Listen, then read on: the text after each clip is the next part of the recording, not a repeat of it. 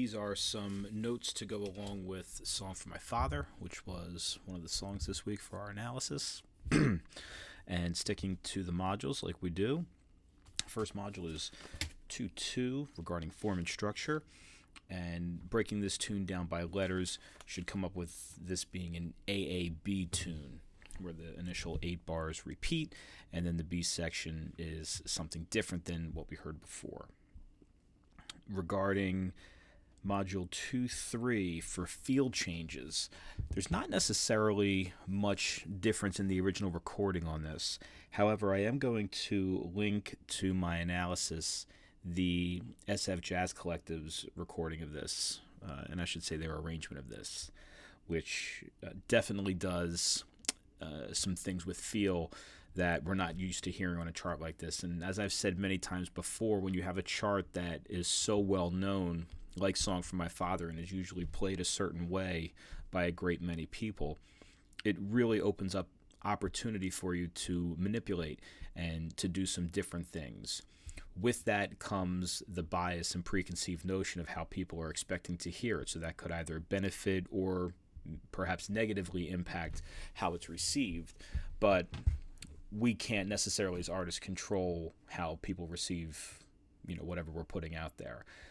What I would say is that for something that is so grounded in a way to approach it, I think it's important to, really try to stray from that tendency to feel like you have to, if we're doing a Song for My Father, it's got to be boom, boom, boom, boom, boom, boom, with straight eighth notes going in the drums.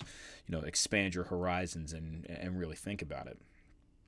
The breaks and other devices, obviously, Horace Silver tune. This is becoming almost a broken record, but the use of the break, obviously, in this chart towards the end. The break itself, that C7 break, in the Jamie here, publicized as C7 sharp 9. When that comes in, that really, in my opinion, acts as the harmonic peak. Right. Once we get there, it's also let up, and I'm going to highlight this a little bit later, but it's approached by the only time where you have 2 chords in the measure. So not only is the harmonic rhythm sped up here, it's the only instance of it, of a sound not really lasting for 2 bars. We have this 1 bar of the D flat 7, C7 dominant, but primarily this tune is built in 2 bar instances of a mode or of a sound.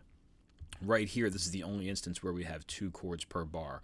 And that harmonic motion, along with the fact that there's a break on a dominant chord, to me acts as a real strong harmonic peak of the chart.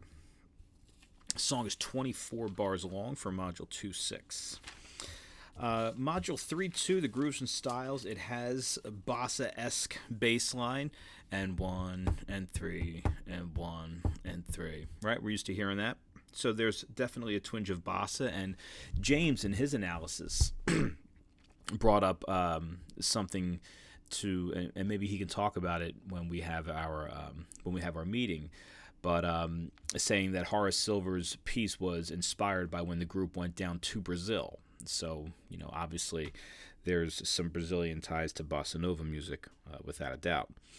The iconic bass line that goes along with this, a lot of you pointed out in your analysis, which is great.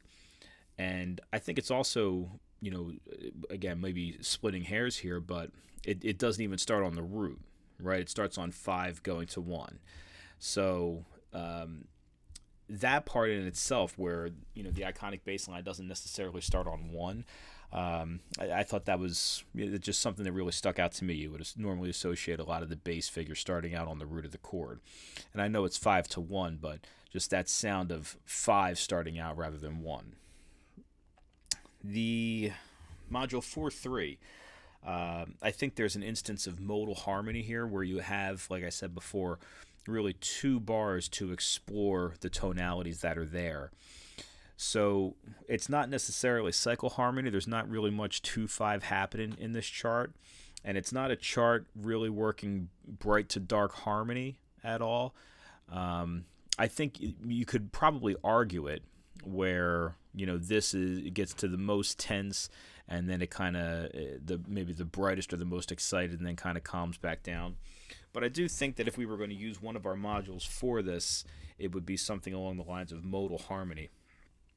the 4/8 module, harmonic rhythm.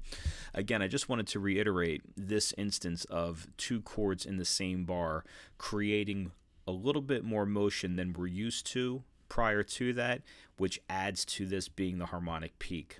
So on a chart for your own writing, if the harmony is 2 bars, if it's 4 bars, whatever it is, that's an interesting point to take with you, how as the harmonic rhythm starts to increase, I think that from an emotional perspective, it creates a little bit more tension, or more direction, like we're heading somewhere. So I think that's an important trait from this piece, and just music in general. Module 4/9 talks about bracketing, and a couple of you had brought up some ideas with bracketing.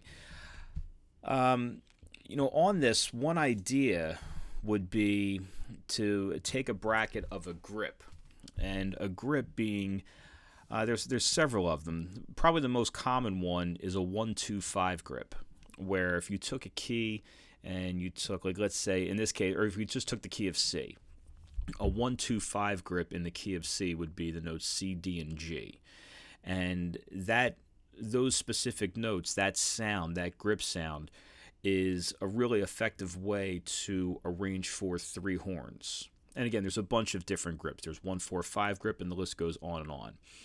But they also are pretty effective from an improvisational point of view. If we took a grip of a 1-2-5 grip in the key of E flat, F, B flat would be that particular grip. And if you start to work that sound through patterns, or through inversions, or any kind of real sequence, even right out of the gate, you're stuck with a major second followed by a perfect fourth. If you were to start the notes on F, let me go back. So E flat to F being the major second, F to B flat being the perfect fourth. The next sequence would be F to B flat, which would be a perfect fourth, B flat to E flat, another perfect fourth. And then if you start on B flat, E, perfect fourth, E to E flat to F would be the major second. So even just playing that scale in 1-2-3, 2-3-1, 3-1-2, 1-2-3, even in that pattern, you're going to get some real angularity in your lines, and definitely from your arranging, where if you put those 3 notes at the same time, you're going to get the sound of, obviously, the perfect fifth from E flat to B flat. You're going to get the sound of the perfect fourth from the F to the B flat, and then the major second. So it's going to, it'll, the concept of controlling dissonance, it adds a little bit more dissonance into very, let's say, consonant sounds. And those 3 notes in particular, that 1-2-5 grip, is a really effective sound. But that grip, that E flat grip, is a sound that works over F minor, E flat, F, B flat. It's a sound that works over E flat dominant, E flat, F, B flat. And it's a sound that works over D flat 7, E flat, F, B flat. So really for 5 bars, let alone this where the F minor comes back again, you've got the ability to bracket, and you don't always have to necessarily think about bracketing with a 7-note scale or a 6-note scale. Even an idea with 3 notes like that, where you have 3 common tones that you work and develop in some sort of pattern, can be a really effective improvisational and compositional device. If you have the band, or whoever it is, if it's a small group or a big band, and they're just popping out that grip, boom, down to E flat, boom, D flat, boom, where they're able to keep going back and repeating it, and the only thing that's moving is the bass line underneath of it, can be a really effective device. I've tried that a bunch with writing, and it's effective, and obviously the same thing with improvisation. So just some thoughts on the bracketing perspective. The harmonic peak of the chart, again, down here, this is module 410, but the C7 sharp 9 chord for me, again, being set up by the harmonic rhythm before it. From a melodic perspective, those of you who commented on this thought this was lyrical, and I would agree with you that it has some, obviously, a lyrical component to it. But I also think that, something should be said about the shape. This is module 5-6, right? We have a line ascending up. So you've got a falling series of 16th note triplets, 8th note, and then coming back up. That shape.